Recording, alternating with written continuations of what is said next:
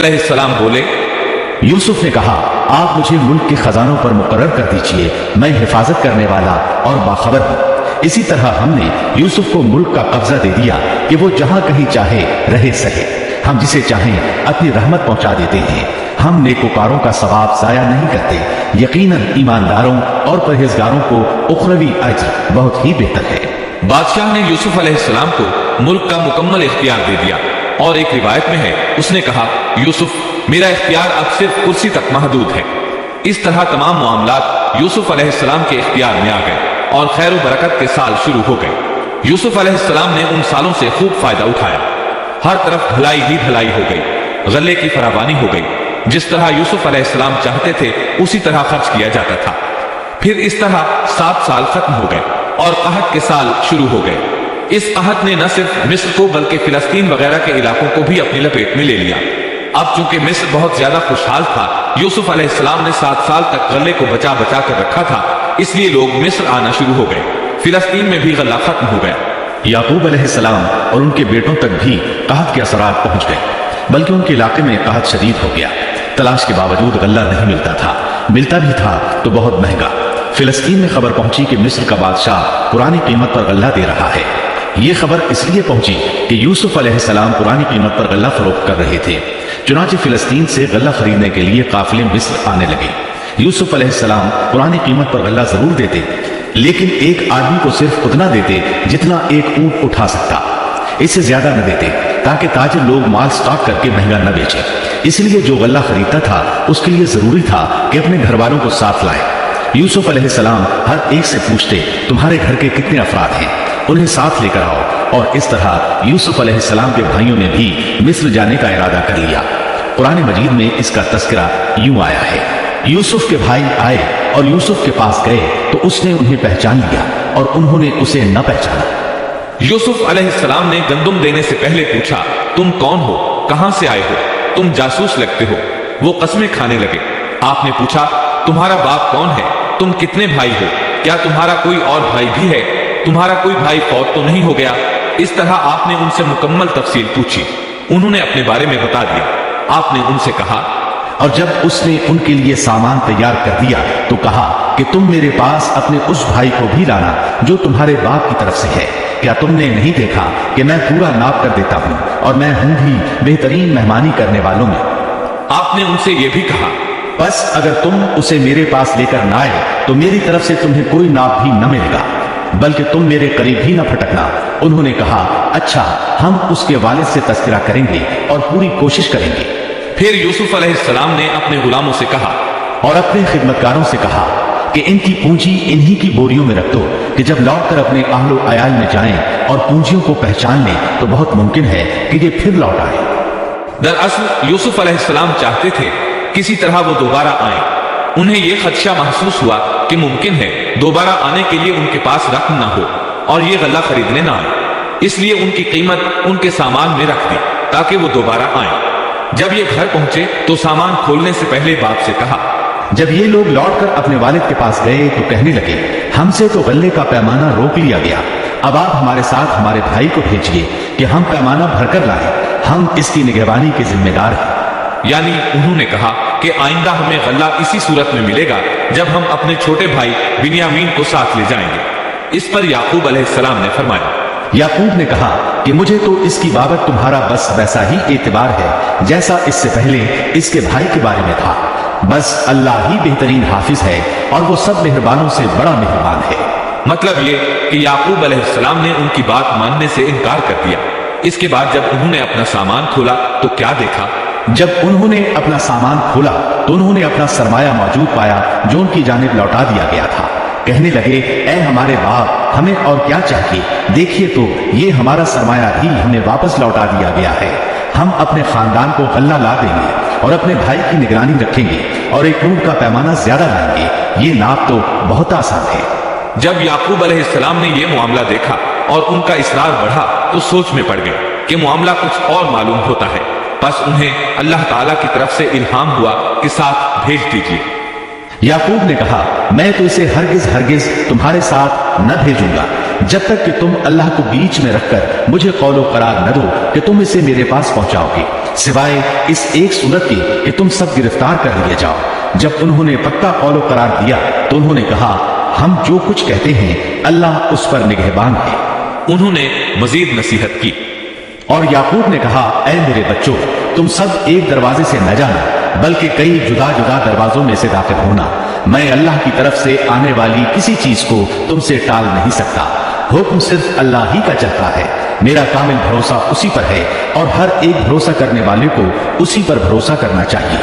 मतलब ये था कि तुम 11 नौजवान हो, तुम्हें देखकर कोई हसद न कर बैठे, तुम्हें नजर न लग जाए, और नजर का लग जाना बरहक है, और ये बसा औकात इंसान को कब्र में पहुंचा देती है। अब ये रवाना हुए। जब वो उन्हीं रास्तों से जिनका हुक्म उनके वालिद ने उन्हें दिया था गए, कुछ न था कि अल्लाह ने जो बात मुकर्रर कर दी है वो उससे उन्हें जरा भी बचा दे। मगर याकूब के दिल में एक ख्याल पैदा हुआ जिसे उसने पूरा कर लिया। बिलाशुबहा वो हमारे सिखलाए हुए इल्म का आलिम था, लेकिन अक्सर लोग नहीं जानते। मतलब ये कि इंसान की कोशिश के बावजूद तकदीर अपना काम दिखा जाती है। अता रहमतुल्लाह अलैह फरमाते हैं कि याकूब अलैहिस्सलाम के बारे में ये जो फरमाया कि उसके पास हमारा दिया हुआ इल्म था, इसका मतलब ये है कि याकूब अलैहिस्सलाम जो भी बात करते थे उसमें अल्लाह का जिक्र होता और गौर व फिक्र के बाद बात करते, पहले अल्लाह का नाम लेते, और यही उनका इल्म था। यूसुफ अलैहिस्सलाम के भाई गए और दरबार में हाजिर हुए। आपने मामूल के मुताबिक उनकी रिहाइश का इंतजाम किया। हर दो को एक कमरा दिया। इस तरह बिन्यामीन अकेले बच गए। यूसुफ अलैहिस्सलाम ने फरमाया, चलो इसे इधर मेरे पास छोड़ जाओ। जब वो चले गए तो यूसुफ अलैहिस्सलाम ने उन्हें गले से लगा लिया। ये सब जब यूसुफ के पास पहुंच गए तो उसने अपने भाई को अपने पास जगह दी और कहा कि मैं तेरा भाई यूसुफ हूं, बस ये जो कुछ करते रहे इसका कुछ रंग न कर। मतलब ये कि वो बिन्यामीन को भी सताते रहे। इसके बाद यूसुफ अलैहिस्सलाम ने क्या किया, इसका जिक्र सूरह यूसुफ आयत 70 का 77 में सुनिए। फिर जब उन्हें उनका सामान असबाब ठीक ठाक करके दिया तो अपने भाई के सामान में पानी पीने का प्याला रख दिया। फिर एक आवाज देने वाले ने पुकार कर कहा कि ए काफिले वालों, तुम लोग तो चोर हो। उन्होंने उनकी तरफ मुंह फेर कर कहा कि तुम्हारी क्या चीज खोई गई है। जवाब दिया कि शाही प्याला गुम है, जो उसे ले आए उसे एक ऊंट के बोझ का गल्ला मिलेगा। इस वादे का मैं ज़ामिन हूं। उन्होंने कहा, अल्लाह की कसम, तुमको खूब इल्म है कि हम मुल्क में फसाद फैलाने के लिए नहीं आए और न हम चोर हैं। उन्होंने कहा, अच्छा चोर की क्या सजा है अगर तुम झूठे हो? जवाब दिया कि उसकी सजा यही है कि जिसके असबाब में से पाया जाए वही उसका बदला है। हम तो ऐसे जालिमों को यही सजा दिया करते हैं। बस यूसुफ ने उनके सामान की तलाशी शुरू की, अपने भाई के सामान की तलाशी से पहले। फिर उस पैमाने को अपने भाई के सामान से निकाला। हमने यूसुफ के लिए इसी तरह ये तदबीर की। उस बादशाह के कानून की रूह से ये अपने भाई को नहीं रोक सकता था, मगर ये कि अल्लाह को मंजूर हो। हम जिसके चाहे दरजे बुलंद कर दें। हर जी इल्म पर फौकियत रखने वाला दूसरा जी इल्म मौजूद है। उन्होंने कहा कि अगर इसने चोरी की तो कोई ताज्जुब की बात नहीं, इसका भाई भी पहले चोरी कर चुका है। यूसुफ ने इस बात को अपने दिल में रख लिया और उनके सामने बिल्कुल जाहिर न किया। कहा कि तुम बड़े बदतमाश हो और जो तुम बयान करते हो उसे अल्लाह ही खूब जानता है। अब वो बादशाह यानी यूसुफ अलैहिस्सलाम की मिन्नत समाजत करने लगे। उन्होंने कहा कि ए अजीज मिस्र, इसके वालिद बड़ी उम्र के बिल्कुल बूढ़े शख्स हैं। आप इसके बदले हम में से किसी को ले लीजिए। हम देखते हैं कि आप बड़े नेक नफ्स हैं। यूसुफ ने कहा कि हमने जिसके पास अपनी चीज पाई है उसके सिवा दूसरे की गिरफ्तारी करने से अल्लाह की पनाह चाहते हैं। ऐसा करने से तो हम यकीनन नाइंसाफी करने वाले हो जाएंगे। जब वो उससे मायूस हो गए तो तन्हाई में बैठकर मशवरा करने लगे। उनमें जो सबसे बड़ा था उसने कहा, तुम्हें मालूम नहीं कि तुम्हारे वालिद ने तुमसे अल्लाह की कसम लेकर पुख्ता कौल करार लिया है और इससे पहले यूसुफ के बारे में तुम कोताही कर चुके हो। बस मैं तो इस सरजमीन से न टलूंगा जब तक कि वालिद साहिब खुद मुझे इजाजत न दें या अल्लाह मेरे इस मामले का फैसला कर दे। वही बेहतरीन फैसला करने वाला है। तुम सब वालिद साहिब की खिदमत में वापस जाओ और कहो कि अब्बा जी, आपके साहिबजादे ने चोरी की और हमने वही गवाही दी थी जो हम जानते थे। हम कुछ गैब की हिफाजत करने वाले न थे। आप उस शहर के लोगों से दरियाफ्त फरमा लें जहां हम थे और उस काफिले से भी पूछ लें जिसके साथ हम आए हैं, और यकीनन हम बिल्कुल सच्चे हैं। याकूब ने कहा, ये तो नहीं बल्कि तुमने अपनी तरफ से बात बना ली। बस अब सब्र ही बेहतर है। करीब है कि अल्लाह उन सबको मेरे पास ही पहुंचा दे। वो ही इल्म व हिकमत वाला है। پھر یعقوب علیہ السلام رونے لگے اور کہنے لگے، پھر ان سے منہ پھیر لیا اور کہا، ہائے یوسف۔ ان کی آنکھیں بوجہ رنج و غم کے سفید ہو چکی تھی اور وہ غم کو دبائے ہوئے تھے۔ بیٹوں نے کہا، واللہ آپ ہمیشہ یوسف کی یاد ہی میں لگے رہیں گے، یہاں تک کہ گھل جائیں یا ختم ہی ہو جائے۔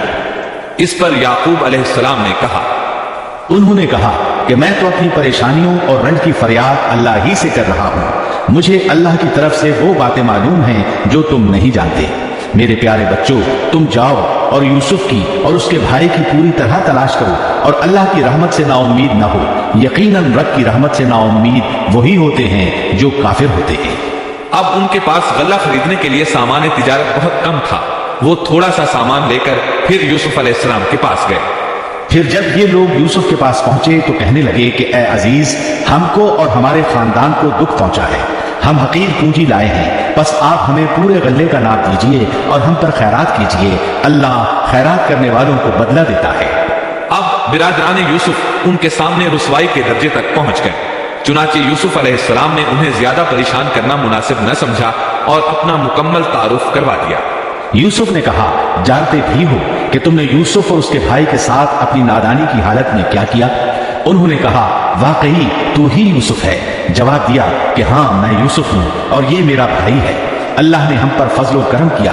بات یہ ہے کہ جو بھی پرہیزگاری اور صبر کرے تو اللہ کسی نیکوکار کا اجر ضائع نہیں کرتا۔ انہوں نے کہا، اللہ کی قسم، اللہ نے تجھے ہم پر برتری دی ہے اور یہ بھی بالکل سچ ہے کہ ہم خطا کار تھے۔ جواب دیا، آج تم پر کوئی ملامت نہیں ہے، اللہ تمہیں بخشے، وہ سب مہربانوں سے بڑا مہربان ہے۔ میرا یہ کرتا تم لے جاؤ اور اسے میرے والد کے منہ پر ڈال دو کہ وہ دیکھنے لگے، اور اپنے خاندان کو میرے پاس لے آؤ۔ وہ قمیص لے کر یعقوب علیہ السلام کی طرف چل دیے۔ جو ہی مصر سے چلے، یعقوب علیہ السلام نے خوشبو محسوس کر لی۔ جب یہ قافلہ جدا ہوا تو ان کے والد نے کہا کہ مجھے تو یوسف کی خوشبو آ رہی ہے، اگر تم مجھے بے وقوف نہ کہو۔ وہ کہنے لگے کہ واللہ آپ اپنے اسی پرانے خط میں مبتلا ہیں۔ جب خوشخبری دینے والے نے پہنچ کر ان کے منہ پر وہ کرتا ڈالا، اسی وقت وہ پھر سے بینا ہو گئے۔ کہا، کیا میں تم سے نہ کہا کرتا تھا کہ میں اللہ کی طرف سے وہ باتیں جانتا ہوں جو تم نہیں جانتے؟ انہوں نے کہا، ابا جی، آپ ہمارے لیے گناہوں کی بخشش طلب کیجئے، بے شک ہم قصوروار ہیں۔ کہا، اچھا، میں جلد ہی تمہارے لیے اپنے پروردگار سے بخشش مانگوں گا، وہ بہت بڑا بخشنے والا اور نہایت مہربانی کرنے والا ہے۔ پھر سارا خاندان یوسف علیہ السلام کے پاس آیا۔ جب یہ سارا گھرانہ یوسف کے پاس پہنچ گیا تو یوسف نے اپنے ماں باپ کو اپنے پاس جگہ دی اور کہا، اللہ کو منظور ہے تو آپ سب امن و امان کے ساتھ مصر میں آؤ، اور اپنے تخت پر اپنے ماں باپ کو اونچا بٹھایا اور سب اس کے سامنے سجدے میں گر گئے۔ تب کہا کہ ابا جی، یہ میرے پہلے کے خواب کی تعبیر ہے، میرے رب نے اسے سچا کر دکھایا، اس نے میرے ساتھ بڑا احسان کیا جبکہ مجھے جیل خانے سے نکالا اور آپ لوگوں کو صحرا سے لے آیا، اس اختلاف کے بعد جو شیطان نے مجھ میں اور میرے بھائیوں میں ڈال دیا تھا۔ میرا رب جو چاہے اس کے لیے بہترین تدبیر کرنے والا ہے اور وہ بہت علم و حکمت والا ہے۔ اے میرے پروردگار، تو نے مجھے کچھ حکومت عطا فرمائی اور مجھے خواب کی تعبیر سکھلائی۔ اے آسمانوں اور زمین کے پیدا کرنے والے، تو ہی دنیا و آخرت میں میرا ولی اور کارساز ہے۔ تو مجھے اسلام کی حالت